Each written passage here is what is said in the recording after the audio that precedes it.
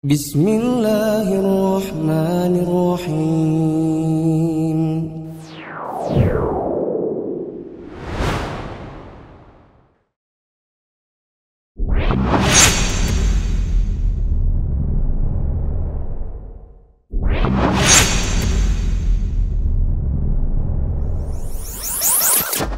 Bismillahirrahmanirrahim. Assalamualaikum warahmatullahi wabarakatuh. Waalaikumsalam warahmatullahi wabarakatuh.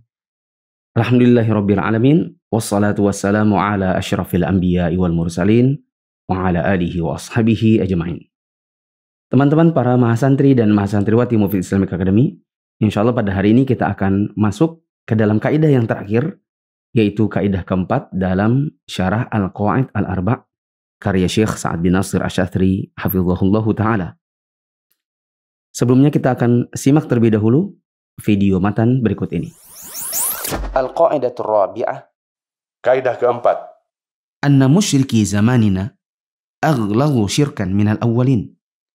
Lianna al-awwalina yusyrikuna fil rakha'i wa yukhlisuna fil syiddah. Wa musyriku zamanina syirkuhum daimun fil rakha'i wasyiddah. Bahwa orang-orang musyrik di zaman kita ini lebih parah kemusyrikannya daripada kaum musyrikin terdahulu. Orang-orang musyrik di zaman dahulu hanya melakukan kemusyrikan atau menyekutukan Allah saat dalam kondisi aman dan tentram. Dan mereka mentauhidkan Allah di saat kesulitan dan ketakutan. Adapun orang musyrik di zaman ini senantiasa melakukan kemusyrikan, baik dalam kondisi aman dan tentram maupun dalam kesulitan dan ketakutan. Wadalilu qawluhu ta'ala. Dalilnya adalah firman Allah, فَإِذَا رَكِبُوا فِي الْفُلْكِ دَعَوُا اللَّهَ مُخْلِصِينَ لَهُ الدِّينَ فَلَمَّا نَجَّاهُمْ إِلَى الْبَرِّ إِذَا هُمْ يُشْرِكُونَ. maka apabila mereka naik kapal, mereka berdoa kepada Allah dengan memurnikan ketaatan kepadanya. Dan tatkala Allah menyelamatkan mereka sampai ke darat, tiba-tiba mereka kembali mempersekutukan Allah. Quran Surah Al-Ankabut ayat 65. Mari kita simak syarah Syekh Sa'ad bin Nasir Asy-Syadzili hafizahullahu taala. Kata beliau, Al-Qa'idatur Rabi'ah. Kaidah keempat. Dalam kaidah yang keempat ini, penulis menyebutkan perbandingan antara orang-orang yang dulu diajak Nabi Muhammad SAW masuk ke dalam Islam, yang beliau hukumi sebagai orang musyrik, dan orang yang melakukan perbuatan-perbuatan yang bertentangan dengan usul ad-din atau pokok-pokok agama Islam di zaman belakangan. Penulis memberikan satu contoh parameter perbandingan, yaitu tauhid kepada Allah dalam doa di masa sulit dan takut. Baik. Dalam kaidah yang keempat ini, penulis yaitu Syekh Muhammad bin Abdul Wahab ingin memberikan gambaran dan perbandingan antara orang di zaman dahulu yang oleh Nabi dihukumi sebagai orang-orang musyrik, yang memang dari sononya mereka tidak mau mengucapkan la ilaha illallah, yang mereka melakukan penyembahan-penyembahan kepada yang selain Allah, yang mereka itu berdoa kepada yang selain Allah, dengan orang-orang di zaman sekarang yang notabene mereka mengucapkan la ilaha illallah, katanya sholatnya buat Allah, kalau puasa Ramadan mereka kerjakan karena Allah. Tapi pada masa-masa tertentu, seperti masa-masa sulit, mereka minta kepada yang selain Allah. Dalam waktu-waktu yang tertentu, misalnya di bulan-bulan yang dianggap sebagai bulan sial, mereka menyembah yang selain Allah. Jadi mau dilihat perbandingan, sekaligus mau menggambarkan orang di zaman dahulu syiriknya kayak apa, orang di zaman sekarang syiriknya kayak apa. Dan beliau mau memberi contoh satu parameter. Nanti di catatan Ana ada 4 parameter. Nah di sini penulis memberikan satu contoh parameter, yaitu tauhid kepada Allah di masa sulit dan masa takut. Contoh masa sulit di masa ada gunung meletus, di masa sedang terombang-ambing di lautan, sedang dalam keadaan genting. ingin diperlihatkan orang musyrik di zaman dulu kayak apa, orang yang musyrik di zaman sekarang seperti apa. Baik. Selanjutnya, Bagaimana yang telah diketahui bahwa doa termasuk ibadah, sehingga doa juga merupakan hak Allah Subhanahu wa taala semata. Sebagaimana yang disebutkan dalam firman-Nya, wa annal masajida lillahi fala tad'u ma'allahi ahada. dan sesungguhnya masjid-masjid itu adalah kepunyaan Allah. Maka janganlah kamu menyeru seorang pun di dalamnya selain menyeru Allah. Quran Surat Al-Jin ayat 18. Baik.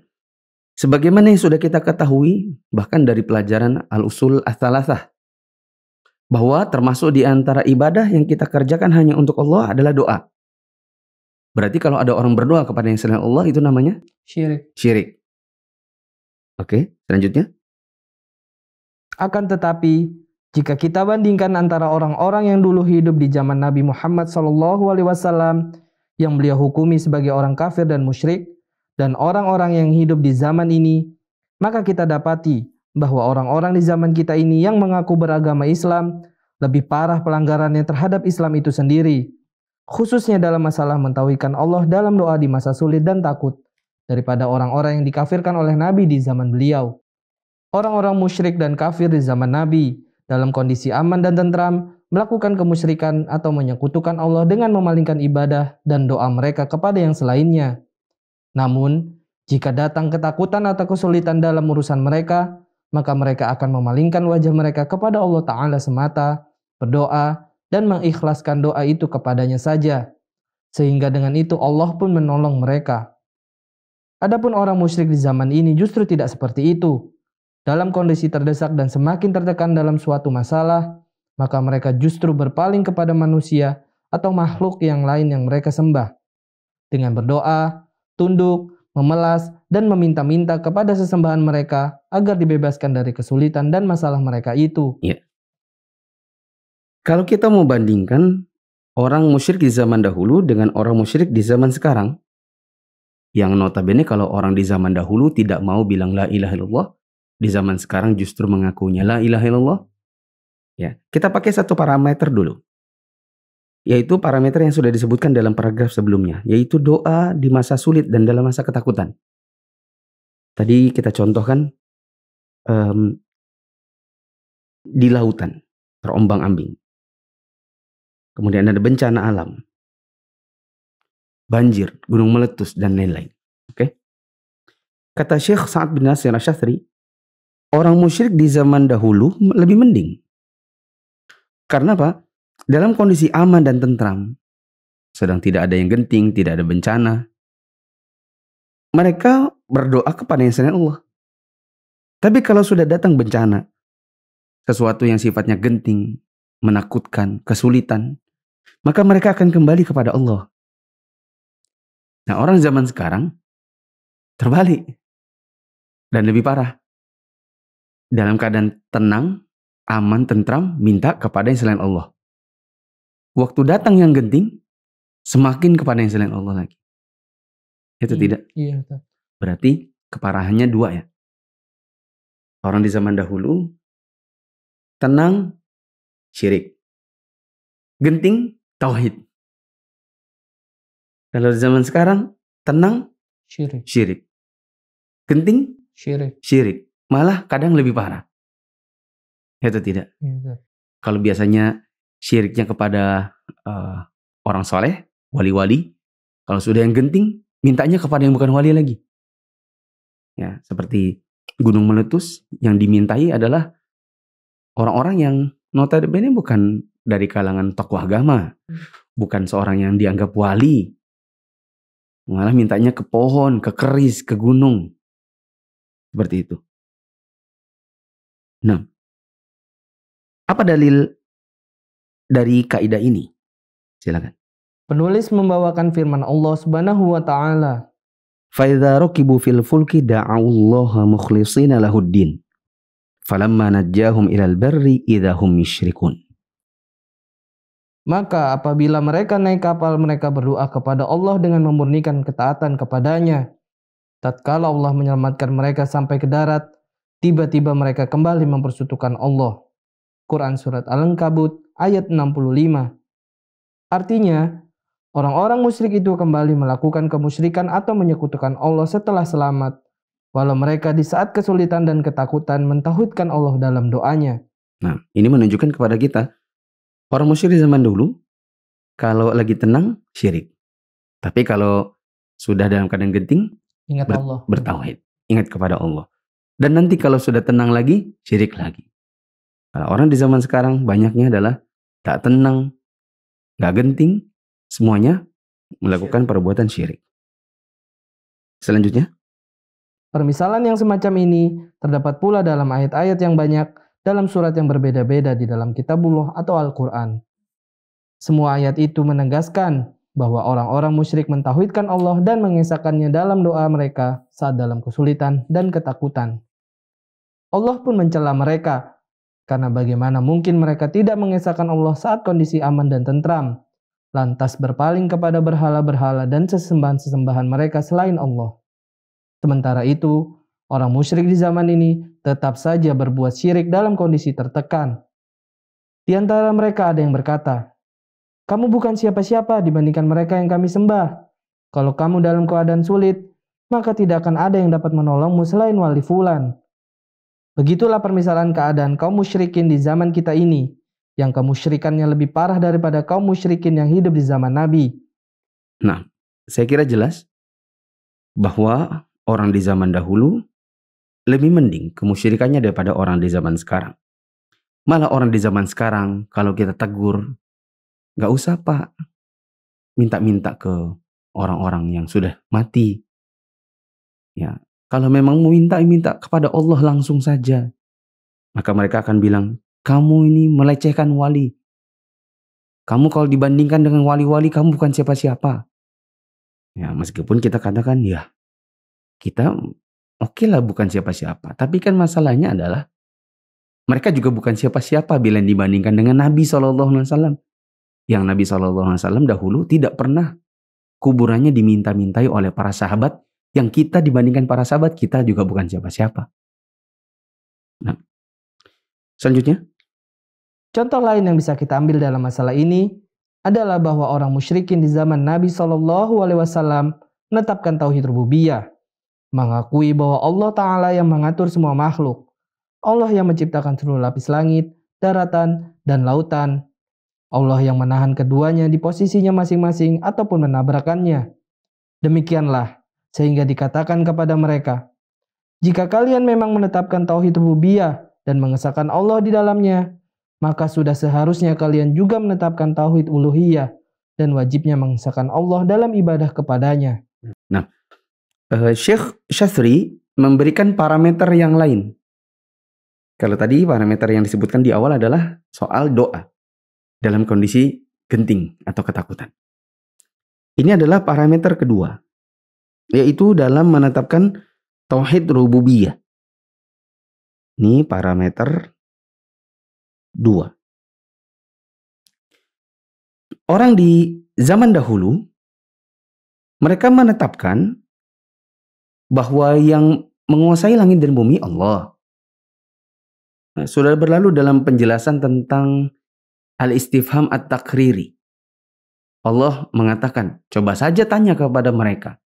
Siapa yang menciptakan langit? Siapa yang menciptakan bumi? Siapa yang mengatur segala urusan? Niscaya orang-orang musyrikin di zaman dahulu akan mengatakan Allah. Jadi mereka untuk tauhid rububiyah, mereka paham banget bahwa Allah yang melakukannya.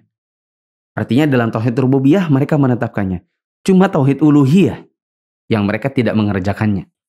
Yaitu peribadatan mereka tujukan kepada yang selain Allah. Ya, bagaimana dengan orang di zaman sekarang? Coba dibaca. Nah, orang-orang di zaman belakangan ini justru lebih rusak daripada orang-orang terdahulu di masa Nabi, di mana mereka yang di zaman ini meyakini bahwa para walilah yang mengatur makhluk, yang memberikan anak dan memberikan rezeki, bukan Allah.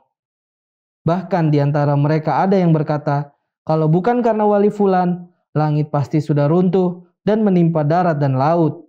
Masjid ini adalah tonggak bumi yang kalau roboh, maka bumi semuanya hancur. atau perkataan semisalnya. Mereka memiliki pengagungan khusus yang diberikan kepada wali, batu yang dibentuk seperti masjid, pohon, dan yang semacamnya. Ada di antara mereka yang pergi ke sebuah pohon atau gua, lalu memohon diberi anak, meminta rezeki, kelapangan dalam urusan, dibantu dalam menyelesaikan masalah, dan lainnya di sana. Mereka meninggalkan Allah Subhanahu wa Ta'ala yang Maha mengatur urusan makhluknya. Masih banyak lagi contoh yang menggambarkan keadaan kaum musyrikin di zaman kita ini, yang kaum musyrikannya lebih parah daripada kaum musyrikin di zaman Nabi. Ya. Orang di zaman sekarang lebih parah daripada orang musyrik di zaman dulu. Kalau orang musyrik di zaman dahulu tentang tauhid rububiyah, mereka oke. Mereka bilang Allah, Allah, Allah, Allah. Itu yang menetapkan kematian, kehidupan, menciptakan langit, bumi, mengatur segala urusan. Oke, Allah.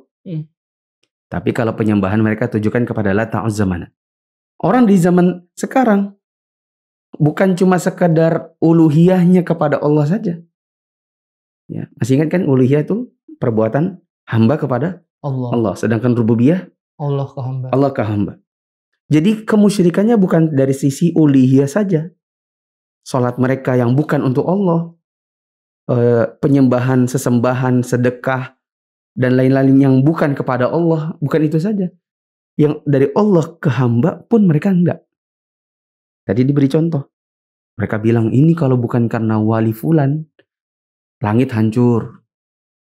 Bumi ini yang ngatur wali anu. Kalau di laut yang ngatur wali anu. Ya kan?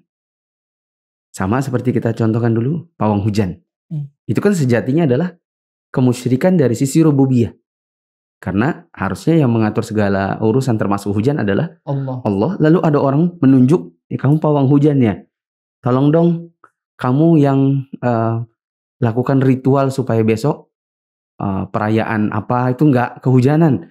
Supaya besok kita pernikahan tidak kehujanan. Ya. Ini sejatinya adalah kemusyrikan dari sisi rububiyah juga. Jadi dari sisi parameter yang kedua, orang musyrik di zaman dahulu syiriknya itu hanya uluhiyah, rububiyahnya masih tauhid. Sedangkan orang di zaman sekarang rububiyahnya syirik, uluhiyahnya syirik juga. Nah, tadi juga dicontohkan di sini ada sebagian orang pergi ke pohon atau gua untuk minta diberi anak, minta rezeki, kelapangan dalam segala urusan dan lain-lain. Ini siapa yang mati dalam keadaan demikian? Ini mati dalam keadaan syirik. Ya. Di tahun 2009 dulu itu ada seseorang mau jadi caleg. Karena besok sudah mau pemilu, dia ingin menang, maka dia masuk gua, didampingi oleh dukunnya, minta-minta di situ. Waktu keluar dari guanya terpleset jatuh dan meninggal.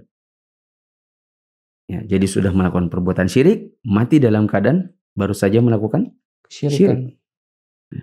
Nah, selanjutnya kumpulan syubuhat. Ya, syubuhat jamak dari syubhat.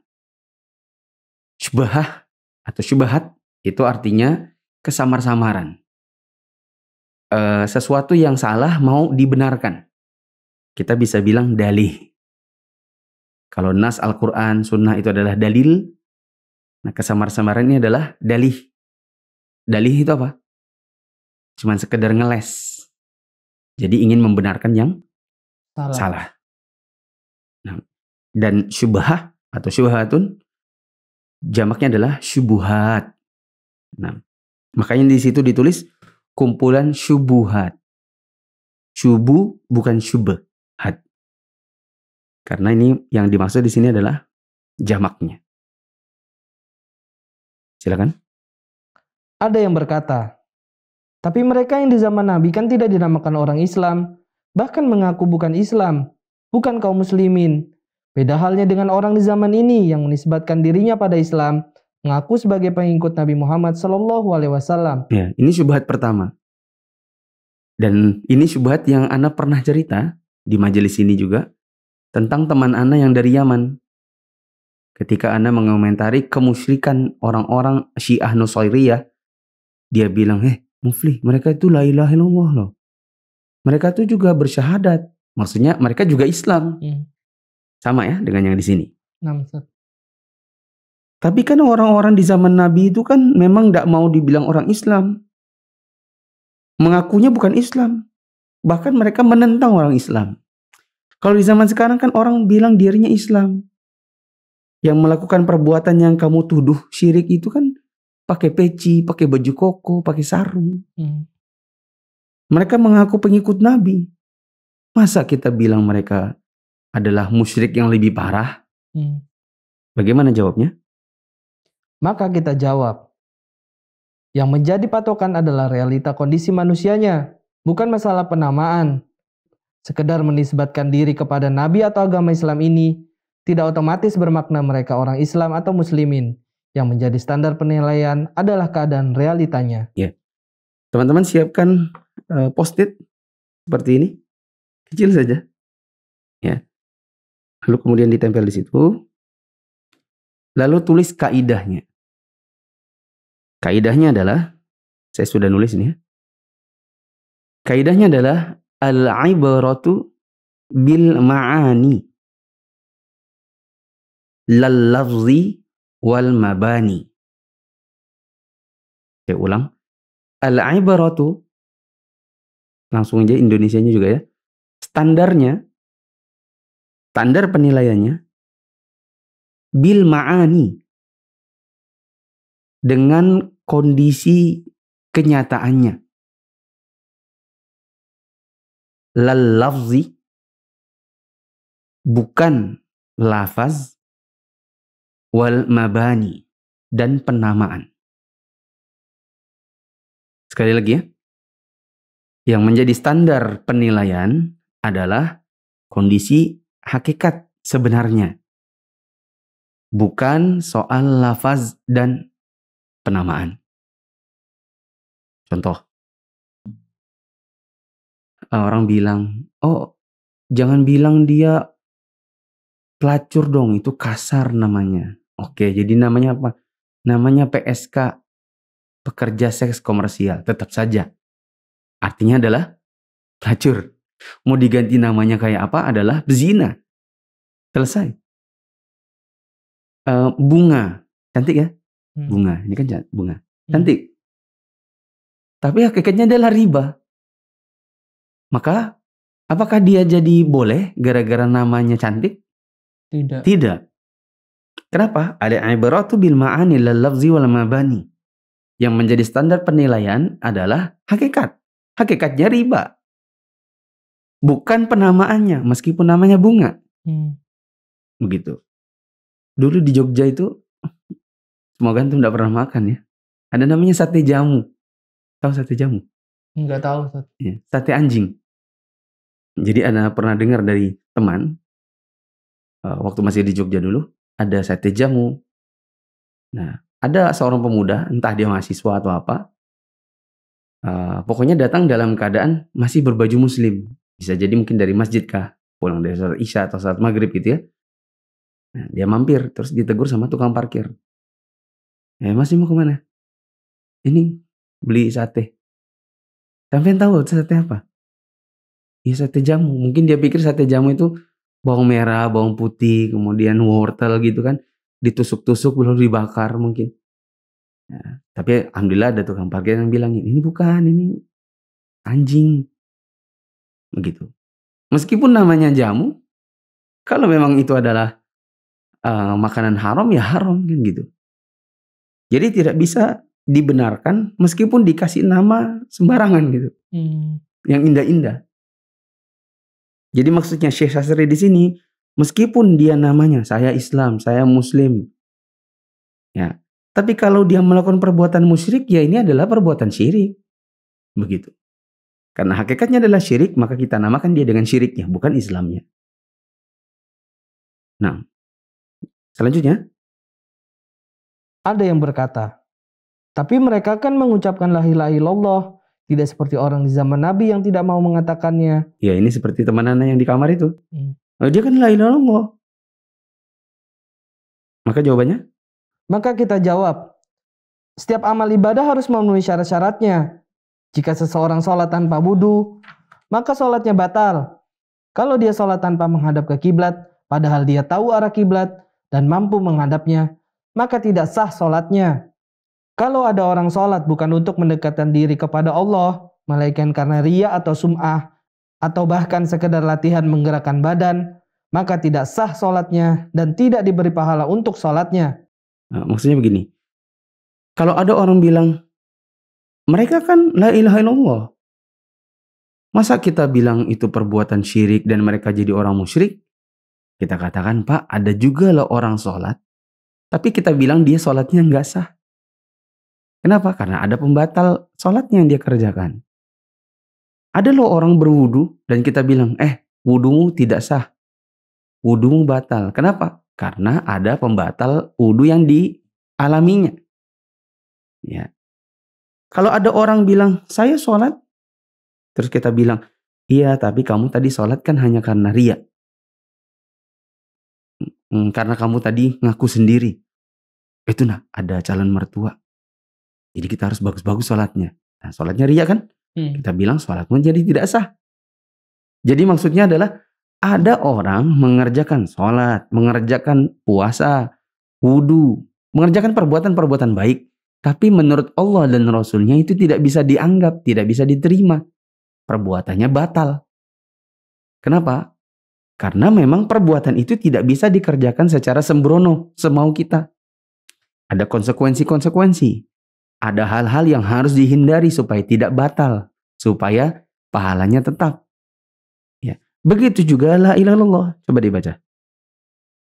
Begitu pula mengucapkan la ilaha illallah tidak akan teranggap dan tidak akan mencapai tujuan pengucapannya, kecuali jika memenuhi syarat-syaratnya yang mencakup pengetahuan tentang maknanya, meyakini kandungannya, mengamalkan konsekuensinya, ikhlas mengucapkannya, dan syarat lainnya. Ya. Begitu juga la ilaha illallah. Tidak bisa sekedar la ilaha illallah semau kita. Sebagaimana sholat tidak bisa semau kita. Ada yang namanya syarat-syarat la ilaha illallah. Sebagaimana syarat-syarat sholat. Ya. Ada kewajiban untuk kita pahami maknanya, yakini kandungannya, mengamalkan konsekuensinya, ikhlas mengucapkannya, dan semua syarat-syarat la ilaha illallah. Yang tidak bisa kita hanya sekedar, yang penting kan ngucap. Ya, ada syarat-syarat yang harus kita penuhi. Dan ini kalau saya tidak salah ingat sudah berlalu di penjelasan 3 landasan utama ya. Nah, coba antum baca catatan kaki nomor 31 di cetakan baru, 29 di cetakan lama. Ya. Syarat la ilaha illallah ada 7. Al-ilmu, tahu maknanya. Al-inqiyad atau patuh. Al-yaqin, al-ikhlas, as-sidq, mahabbah, al-qabul. Ya. Dan ini semua bisa dilihat dalam berbagai buku akidah dalam bab penjelasan kalimat la ilaha illallah. Ya, singkatannya sekali lagi, ini sudah kita pelajari di penjelasan 3 landasan utama. Jadi ada syarat-syarat. Tidak bisa sekedar ngucap, terus tidak mau mengikuti syarat-syaratnya, dan malah melanggar konsekuensi-konsekuensinya. Selanjutnya. Jika seseorang mengucapkan kalimat ini tapi tidak memenuhi syarat-syaratnya, maka tidak akan diterima Allah Subhanahu wa taala. Tidak benar kalau ada orang yang menisbatkan dirinya kepada Islam atau mengucapkan kalimat la ilaha illallah dan mengaku sebagai orang Islam tapi mengerjakan hal-hal yang melanggar tauhid. Lantas kita membenarkan apa yang mereka lakukan. Tidak benar. Kalau ada orang bilang saya la ilaha illallah, tapi ternyata ada konsekuensi tauhid yang dia langgar. Tidak benar kalau kemudian kita malah membenarkan perbuatan mereka dengan alasan, kasihan mereka, mereka kan la ilaha illallah juga. Ya, kita bilang ya, meskipun la ilaha illallah juga, masalahnya ada syarat yang harus dipatuhi dan ada konsekuensi yang tidak boleh dilanggar. Selanjutnya, pengakuan mereka sebagai orang Islam tidak bisa melegalkan kemusyrikan yang mereka lakukan. Perbuatan mereka seharusnya menyesuaikan hukum syariat, bukan syariat yang menyesuaikan perbuatan mereka. Jika sebaliknya, maka itu mengubah syariat dan menggonta-gantinya. Nah, saya kira jelas. Syubhat berikutnya? Ada yang berkata, tapi kan perbuatan dan keyakinan seperti ini sudah ada dari zaman dahulu turun-temurun. Para ulama dalam Islam pun dari dahulu membolehkannya dan tidak mengingkarinya. Iya. Ada syubhat berikutnya? Tapi kan ini sudah tradisi. Ini kan dari zaman dulu. Ya kalau bahasa mama bapak kita, kamu baru kemarin sore belajar Islam, sudah ngajarin bapak mama. Ini adat dari dulu nih, dari nenek kakek kita. Ya kan? Bagaimana cara menjawabnya? Maka kita jawab, ini adalah klaim dusta. Justru sebaliknya, para ulama dari semua mazhab dari zaman dahulu mengingkarinya dan menerangkan bahwa perbuatan dan keyakinan seperti ini bertentangan dengan syariat. Kalau seorang menelaah kitab-kitab yang ditulis mengenai masalah ini, dia akan dapati para ulama secara sharih atau tegas mengatakan bahwa ini semua perbuatan syirik dan keyakinan seperti ini menyelisih syariat. Nah, kita jawab, oh dusta itu Pak. Justru sebaliknya, para ulama dari semua mazhab dari zaman dahulu mengingkarinya.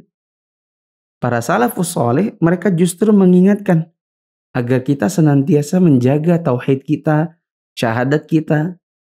Mereka membuat buku-buku akidah yang menjelaskan kepada kita tentang apa syarat la ilaha illallah, apa pembatalnya. Salah satunya adalah perbuatan syirik. Kalau dikatakan ini kan adat istiadat dari zaman dahulu, maka kita bilang ya adat istiadat siapa? Sukunya yang mana? Negara mana? Atau kita tanya juga, lah oke, ini adalah adat istiadat. Bapak ini agamanya apa sih? Kecuali kalau Bapak bilang, oh agama saya agama Jawa. Oh selesai. Agama saya agama Bugis. Ah selesai.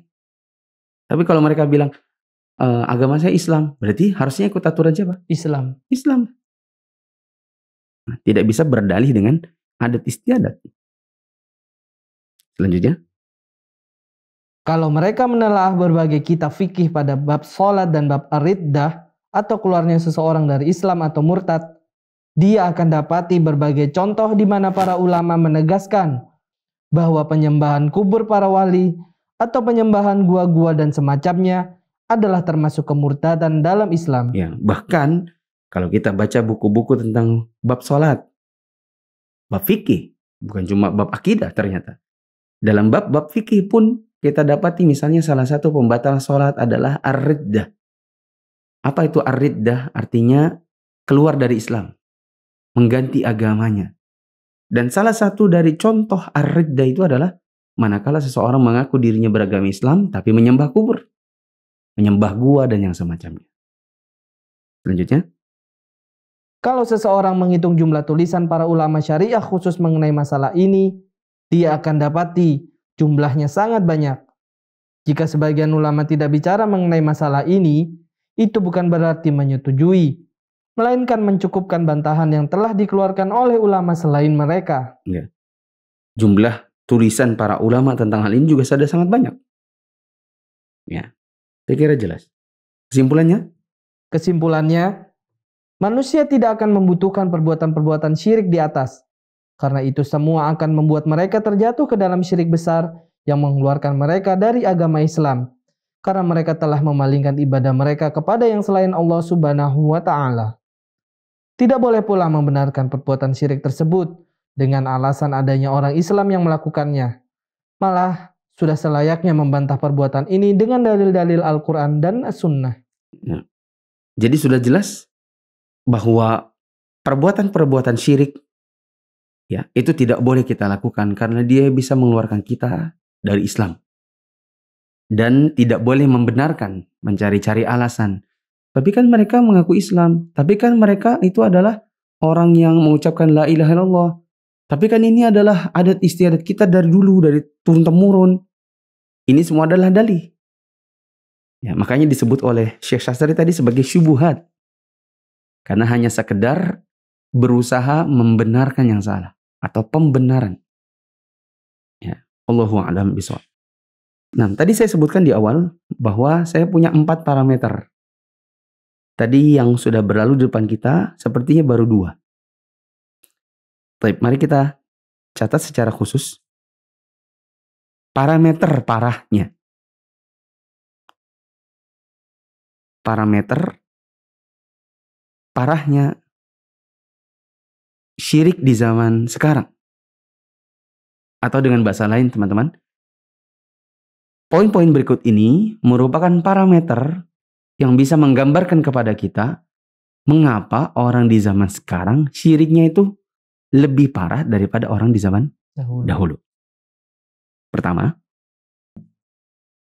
di zaman Nabi syiriknya uluhiyah saja. Di zaman sekarang rububiyahnya juga. Dan ini sudah berlalu tadi kita jelaskan tentang orang minta rezeki ke pohon, ke gunung, minta untuk diturunkan hujan atau ditahankan hujan kepada pawang. Ya kan? Ini adalah syirik yang bukan cuma uluhiyah tapi juga di rububiyah. Yang kedua, dan ini adalah yang disebutkan oleh penulis sedari awal. Di zaman dahulu, syiriknya hanya waktu tenang. Di zaman sekarang, di waktu genting juga. Yang ketiga, orang di zaman dahulu, syiriknya hanya kepada yang soleh. Paling banter itu kepada pohon. Itu pun karena pohonnya emang nyata, dia bersuara. Karena Uzza itu kan ada suaranya ya. Karena apa? Ada jin perempuan. Ya, karena ada jinnya. Orang di zaman sekarang semakin tidak masuk akal. Karena yang dia jadikan objek kemusyrikannya bukan cuma sekedar orang soleh. Ya. Bukan sesuatu yang memang masih bisa ya kita bilang wajar gitu ya. Yang gak wajar, seperti kerbau. Itu kan gak wajar. Waktu kita kecil zaman dulu antum mungkin pernah sekolah. Kemudian antum menatap ke jendela, tidak memperhatikan papan tulis. Terus dilempar kapur-kapur yang sudah kecil. Kemudian ditegur sama guru. Aryo, hadap sini. Pelongok kayak kerbau. Ya enggak? Kalau habis selesai ujian, kertasnya dibagi. Ini dapat 100. Itu ada yang 0. Kadang gurunya tuh dengan kasarnya mengatakan, kamu ini kok kayak otak kerbau. Kalau ada orang gak nikah, kumpul serumah, itu dibilang kumpul Kebo. Itu kan menunjukkan bahwa kerbau itu sebenarnya lambang-lambang kejelekan gitu loh. Kalau di negeri kita minimal ya. Merupakan lambang kebodohan, lambang sesuatu yang dungu. Kok dijadikan sebagai tempat minta-minta gitu. Jadi lebih parah. Di zaman dahulu orang soleh atau sesuatu yang masih mungkin. Kayak pohon yang memang ada suaranya. Kalau di zaman sekarang, kerbau yang gak ngerti apa-apa dijadikan sebagai tempat minta-minta. Dan yang terakhir, yang keempat.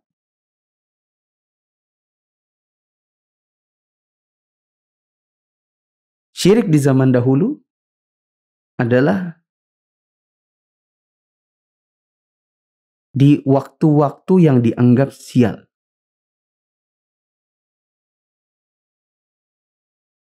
Sedangkan di zaman sekarang, bulan-bulan baik pun dijadikan waktunya berbuat syirik. Seperti syirik di bulan Muharram, yang orang bilang sebagai bulannya sial. Ya. Bulan Syuro, bulan sial. Wallahu a'lam bishawab. Nah, kita ringkaskan. Dalam kaidah keempat ini, penulis ingin kita tahu bahwa kemusyrikan di zaman dahulu masih mending bila dibandingkan dengan kemusyrikan zaman sekarang. Kalau dibalik, orang musyrik di zaman sekarang syiriknya lebih parah daripada di zaman dahulu. Ada 4 parameter atau indikator keparahannya. Kenapa kita bisa bilang orang syirik di zaman sekarang syiriknya lebih parah? Alasannya adalah kalau zaman dahulu uluhiyah saja. Zaman sekarang rububiyahnya juga syirik. Orang di zaman dahulu syiriknya hanya waktu tenang saja. Sedangkan orang di zaman sekarang waktu susah maupun senang dua-duanya syirik. Yang ketiga, orang syirik di zaman dahulu syiriknya kepada orang soleh atau sesuatu yang masih mungkin. Ya, secara logika biasa untuk diminta-mintai selain Allah. Ya, seperti misalnya orang tergoda karena sebuah pohonnya kok bisa bicara. Itu orang di zaman dahulu. Orang zaman sekarang minta baik yang masuk akal maupun yang nggak masuk akal. Maksud saya yang masih ada sisi kewajarannya, ya, karena kebodohan lalu ditolerir, dengan yang orang bodoh pun nggak bisa mempercayainya, seperti kerbau atau benda-benda mati lainnya. Yang keempat adalah orang di zaman dahulu, mereka syiriknya adalah pada waktu-waktu yang dianggap sial. Ya, sedangkan orang di zaman sekarang, bulan baik pun malah dianggap sebagai bulan sial, sehingga melakukan perbuatan syirik pun termasuk di bulan baik. Kalau ada orang mengatakan, tapi kan orang zaman dahulu tidak mengaku Islam, kita katakan al-ibratu bil ma'ani lal lafzi wal mabani. Kalau ada yang bilang, tapi kan mereka mengucapkan la ilaha illallah, kita katakan la ilaha illallah itu punya syarat dan konsekuensi yang tidak bisa dilanggar. Kalau ada yang mengatakan, tapi kan ini adat turun-temurun dari zaman dahulu, kita katakan justru para ulama dari zaman dahulu memperingatkan bahwa perbuatan ini adalah perbuatan yang wajib ditinggalkan. Wallahu a'lam bishawab. Nah, sebelum kita tutup, kita pernah punya catatan di kaidah 4 ini, bahwa kita akan kembali ke syarah Syekh Syastri di kaidah 2. Karena waktu kita mensyarah kaidah 2, Ana bilang, ini babnya mungkin lebih cocok nanti di kaidah 4. Jadi, di kaidah 2 ini kita tinggalkan saja, nanti kita bacanya waktu di kaidah 4. Mari kita kembali. Di cetakan baru, ada di halaman 99. Di cetakan lama 103. Ada pada kata, bahkan. Silakan. Bahkan, kalau kita telisik lebih dalam tentang kondisi orang-orang yang menyembah kubur wali tersebut, mereka sebenarnya tidak hanya melakukan kemusyrikan dalam tauhid uluhiyah saja, tapi juga tauhid rububiyah. Buktinya, kalau ditanyakan kepada mereka, mengapa kalian persembahkan sembelihan hewan kepada para wali ini? Maka mereka pun akan menjawab, untuk menangkal bahaya dari kami. Maka kita katakan, kemusyrikan yang mereka lakukan lebih parah daripada kemusyrikan yang dilakukan para penduduk Makkah di zaman Nabi dulu. Penduduk Makkah dulu berbuat syirik dalam tauhid uluhiyah saja, tidak dalam tauhid rububiyah. Buktinya, saat ditanyakan kepada mereka, ada berapa Tuhan yang kalian sembah? Maka mereka akan menjawab, ada 7, 1 di langit dan 6 di bumi. Kalau ditanya lagi, siapa di antara yang 7 itu yang kalian jadikan pendamping dan penolong saat dalam kondisi susah? Maka mereka akan menjawab, Tuhan yang di langit. Coba dibaca catatan kaki yang di bawahnya. Berdasarkan hadis yang dikeluarkan oleh At-Tirmizi, yang artinya, dari Imran bin Husain, dia berkata, Rasulullah SAW berkata kepada ayahku, wahai Husain, berapa Tuhan yang kau sembah hari ini? Ia menjawab, 7, 6 di bumi dan 1 di langit. Beliau berkata, bila kamu inginkan sesuatu dan ditimpa suatu kesulitan, kepada siapa kamu meminta? Ia menjawab, yang ada di langit. Rasulullah SAW berkata lagi, wahai Husain, jika engkau mau masuk Islam, aku akan ajarkan engkau 2 kalimat yang akan bermanfaat untukmu. Maka tatkala Husain masuk Islam, ia berkata, wahai Rasulullah, ajarkan aku 2 kalimat yang sudah engkau janjikan. Rasulullah mengatakan, ucapkanlah, Allahumma alhimni rusdi wa a'idni min syarri nafsi. ya Allah, ilhamkanlah kepadaku kecerdasan dan lindungi aku dari kejahatan diriku sendiri. Syekh Albani menilai hadis ini dhaif. Nah, selanjutnya balik lagi ke atas. Adapun para menyembah kubur wali tadi, mereka sebenarnya menunjukkan ibadah mereka kepada orang yang mereka sembah, memintanya untuk menghilangkan kesulitan dan mewujudkan keinginan mereka, sehingga dengan itu kemusyrikan mereka lebih parah daripada kemusyrikan para penyembah berhala, kecuali sebatas pada masalah keinginan untuk didekatkan kepada Allah saja. Ya, saya kira sudah jelas. Ini hanya penguat untuk yang sudah kita baca pada penjelasan kaidah ke-4 tadi. Nah, ada pertanyaan? Ada Ustaz. Tadi Anda tertarik dengan ada di buku dituliskan kalau dia sholat tanpa menghadap kiblat, padahal dia tahu arah kiblat dan mampu menghadapnya. Maksudnya seperti apa Ustaz? salah satu syarat sah sholat adalah menghadap kiblat dan mampu menghadapnya. Di situ anak kasih garis datar pen, itu artinya kata-kata anak sendiri. Karena kalau kita tahu arah kiblat, tapi kita tidak mampu menghadap kiblat, maka sah sholatnya. Contoh, ada orang diikat, lalu dihadapkan yang bukan ke arah kiblat, ya kan? Diikat dan tidak bisa menghadap kiblat, tapi dia lihat matahari.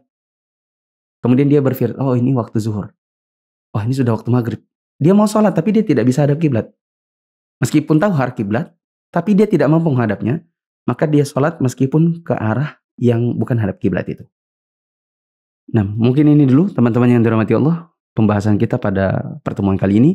Dan insya Allah kita akan ketemu dalam materi terakhir dari syarah Al-Qawaid Al-Arba'.